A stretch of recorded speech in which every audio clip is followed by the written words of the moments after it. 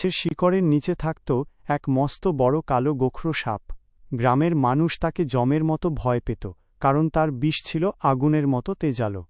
একবার এক কাঠুরে বনের পথ দিয়ে যাওয়ার সময় ভুলবশত সেই সাপের লেজে পা দিয়ে ফেলে। সাপটি রাগে ফনা তুলে হিসেসিয়ে ওঠে। ঠিক যখন সে ছোবল মারতে যাবে, তখন পাশ দিয়ে এক সন্ন্যাসী যাচ্ছিলেন।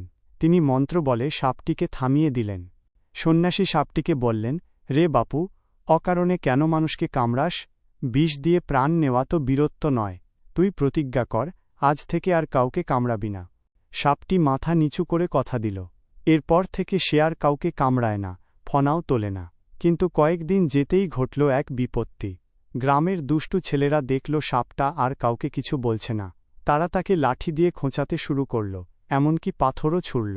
সাপের সারা শরীর ক্ষতবিক্ষত হয়ে গেল, কিন্তু সে তার প্রতিজ্ঞা ভাঙল না। কিছুদিন পর সন্ন্যাসী আবার সেই পথে ফিরছিলেন। সাপের করুণ দশা দেখে তিনি অবাক হয়ে জিজ্ঞেস করলেন, তোর এই অবস্থা কেন? সাপটি ব্যথায় কাতরাতে কাতরাতে বলল, ঠাকুর, আপনার কথা শুনে আমি কাউকে কামড়ানো ছেড়ে দিয়েছি, কিন্তু তার বদলে মানুষ আমাকে মেরে শেষ করে দিচ্ছে। সন্ন্যাসী তখন হেসে বললেন, আরে বোকা, আমি তোকে কামড়াতে বারণ করেছিলাম, কিন্তু ফোঁস করতে তো বারণ করিনি। নিজেকে বাঁচাতে হলে মাঝে মধ্যে ফনা তুলে ভয় দেখানোও দরকার হয়। সাপটি তার ভুল বুঝতে পারল। সেই থেকে সে আর কাউকে কামড়ায় না ঠিকই, কিন্তু কেউ কাছে এলেই এমনভাবে ফোঁস করে ওঠে যে ভয়ে কেউ আর তার ধারে কাছে ঘেঁষার সাহস পায় না।